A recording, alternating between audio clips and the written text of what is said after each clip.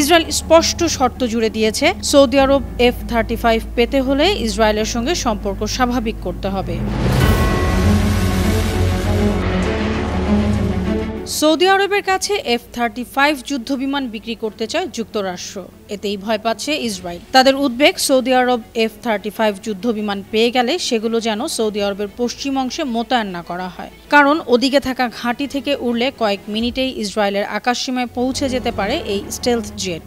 Israel স্পষ্ট শর্ত জুড়ে দিয়েছে, সৌদি আরব F-35 পেতে হলে ইসরায়েলের সঙ্গে সম্পর্ক স্বাভাবিক করতে হবে। আমেরিকার তৈরি F-35 যুদ্ধবিমান বিশ্বের সবচেয়ে আধুনিক স্টেলথ ফাইটার। এই বিমান বিক্রি নিয়ে নতুন করে সরব হয়ে উঠেছে সৌদি আমেরিকা সম্পর্ক। এর সঙ্গে জড়িয়ে পড়েছে ইসরায়েলও। মধ্যপ্রাচ্যে ইসরায়েল একমাত্র দেশ যাদের কাছে F-35 আছে। তাদের বহরে ইতিমধ্যেই 45টি F-35 বিমান আছে, আরও 30টির অর্ডার দেয়া আছে।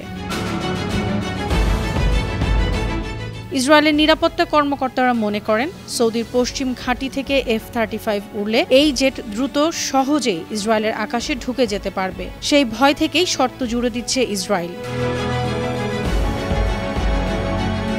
এদিকে সৌদি আরবের সঙ্গে যুক্তরাষ্ট্রের প্রতিরক্ষা চুক্তি থাকায় উভয় সংকটে আছে আমেরিকা। এই সংকট কাটাতে F-35 বিক্রি নিয়ে আলোচনার জন্য আগামী মঙ্গলবার হোয়াইট হাউসে বৈঠক করবেন মার্কিন প্রেসিডেন্ট ডোনাল্ড ট্রাম্প এবং সৌদি ক্রাউন প্রিন্স মোহাম্মদ বিন সালমান। এর আগে তুরস্কের কাছেও F-35 যুদ্ধবিমান বিক্রির সময়ও আপত্তি জানিয়েছিল তেল আবিব, তবে সেই আপত্তি পাত্তা দেয়নি আমেরিকা।